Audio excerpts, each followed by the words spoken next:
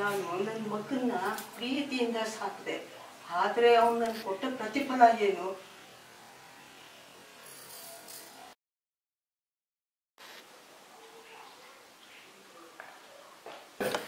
ಅಮ್ಮ, ನಾಳೆ ಬೆಳಗ್ಗೆ ಬೇಗ ರೆಡಿ ಆಗು, ವೃದ್ಧಾಶ್ರಮಕ್ಕೆ ಹೋಗ್ಬೇಕು.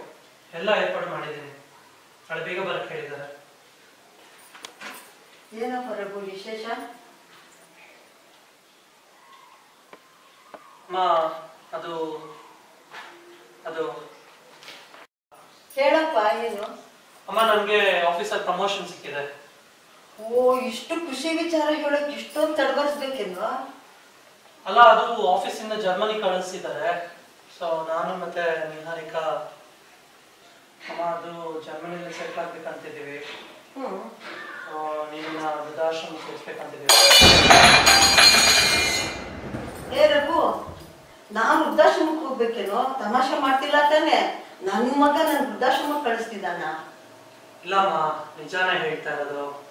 ಏನೋ ರಘು, ನಿನ್ ಹೆತ್ತ ತಾಯಿ ನಿಮ್ಗೆ ಬೇಕಾಗಿಲ್ವೇನೋ? ಬೇಕೋ ಬೇಡೋ ಅನ್ನೋ ಪ್ರಶ್ನೆ ಅಲ್ಲಮ್ಮ. ಅರ್ಥ ಮಾಡ್ಕೋ ಸಿಚುಯೇಷನ್. ನಾವು ಫಾರಿನ್ ಹೋದ್ಮೇಲೆ ನಿನ್ನ ಯಾರು ನೋಡ್ಕೊಳ್ತಾರೆ ಇಲ್ಲಿ? ಹಂಗಲ್ಲ ಕಣೋ ರಘು, ನನ್ನನ್ನು ಕರ್ಕೊಂಡು ಹೋದಾಗಿತ್ತಲ್ವ? ನೀನು ನಮ್ ಜೊತೆ ಬರದ ಫಾರಿನ್, ಅದು ಅಲ್ಲಿನ ವೆದರ್ ಅಡ್ಜಸ್ಟ್ ಆಗ್ತೀಯ ಅಮ್ಮ? ಏನೋ ಮಗ ಸೊಸೆ ಹೋಗ್ಲಿ ಅಂತ ನೆಮ್ಮದಿಯಿಂದ ಇಲ್ಲಿ ಇರೋದ್ ಬಿಟ್ಟು ನೀನ್ ಏನಮ್ಮ ನೀನ್ ಈ ತರ ಎಲ್ಲ ಮಾತಾಡ್ತಾ ಇದೀಯ? ನೀನ್ ಬಿಡು ನಿಹಾರಿಕಾ. ಹಂಗಲ್ಲ ಕಣೋ ರಘು, 9 ತಿಂಗಳು ಹೆತ್ತು ಹೊತ್ತು ಸಾಕಿದ ತಾಯಿಗೆ ನೀನ್ ಕೊಡೋ ಪ್ರತಿಫಲನ ಏನು ಇದು? ಅಮ್ಮ, ಒಬ್ಬಿರ ಇಂತರ ಮಾತಾಡಬೇಡ. ಸ್ವಲ್ಪ ಪ್ರಾಕ್ಟಿಕಲ್ ಆಗಿ ಯೋಚನೆ ಮಾಡು. ಈಗೇನು ಅದೆಲ್ಲ ಬಿಡು, ನೀನ್ ನಿರ್ಧಾರ ಏನು ಹೇಳಷ್ಟೇ. ಸರಿ, ನಿನ್ನಿಷ್ಟ ಅಲ್ಲಪ್ಪ. ಬೇಗ ರೆಡಿ ಆಗು. ಅಮ್ಮನ ಡ್ರಾಪ್ ಮಾಡಿ ನಾವು ಫಾರಿನ್ಗೆ ರೆಡಿ ಆಗ್ಬೇಕಾಗತ್ತೆ. ಸರಿನಾ? ಅರ್ಥ ಆಯ್ತಾ? ಸಾಗರದಾಚೆಯಲ್ಲೋ ಸುಪ್ತ ಸಾಗರ ಕಾದಿದೆ. ಮೊಳೆಯದಲೆಗಳ ಮೂಕ ಮರ್ಮರ ಇಂದು ಇಲ್ಲಿಗೂ ಹಾಯಿತೆ. ಯಾವ ಮೋಹನ ಮುರಳಿ ಕರೆಯಿತು ದೂರ ತೀರಕ್ಕೆ ನಿನ್ನನು.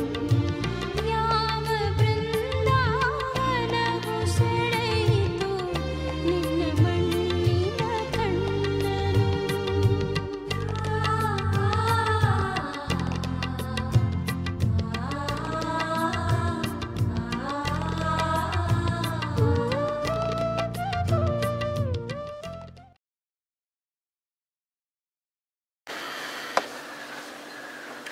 ರೆಡಿ ಆಗಿರುತ್ತೆ, ನಾನು ಪ್ಯಾಕ್ ಮಾಡ್ಕೊಂಡು ರೆಡಿ ಆಗ್ತೀನಿ.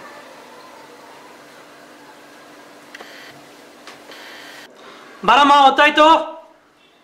ವಿವಶವಾಯಿತು ಪ್ರಾಣಃ ಪರವಶವು ನಿನ್ನೆ ಚೇತನ. ವಿವಶವಾಯಿತು ಪ್ರಾಣ ಪರವಶವು ಚೇತನ. ಇರುವುದೆಲ್ಲವ ಬಿಟ್ಟು ಇರದುದರೆಡೆಗೆ ತುಡಿಯುವುದೇ ಜೀವನ. ಯಾವ ಮೋಹನ ಮುರಳಿ ಕರೆಯಿತು ದೂರ ತೀರಕ್ಕೆ ನಿನ್ನನು. ಯಾವ ಬೃಂದಾವನವು ಸೆಳೆಯಿತು ನಿನ್ನ ಮಣ್ಣಿನ ಕಣ್ಣನು.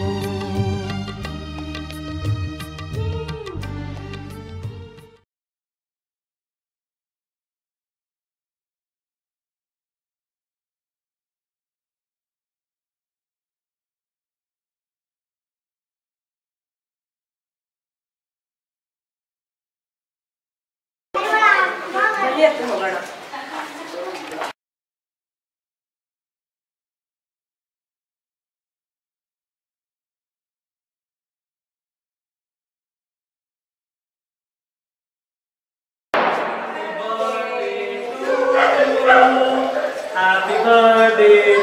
ಅಮ್ಮ, ನಿನ್ಗೊಂದು ಚಿಕ್ಕ ಸರ್ಪ್ರೈಸ್ ಕೊಡೋಣ ಅಂತ ಇಷ್ಟೆಲ್ಲ ನಾಟಕ ಮಾಡಿದೆ. Really sorry. ಮುಂಚೆನೆ ಹೇಳ್ದೆ ಅತ್ತೆ ಶಾಕ್ ಆಗುತ್ತೆ ಅಂತ, ಆದ್ರೆ ನನ್ನ ಮಾತು ಕೇಳಲೇ ಇಲ್ಲ.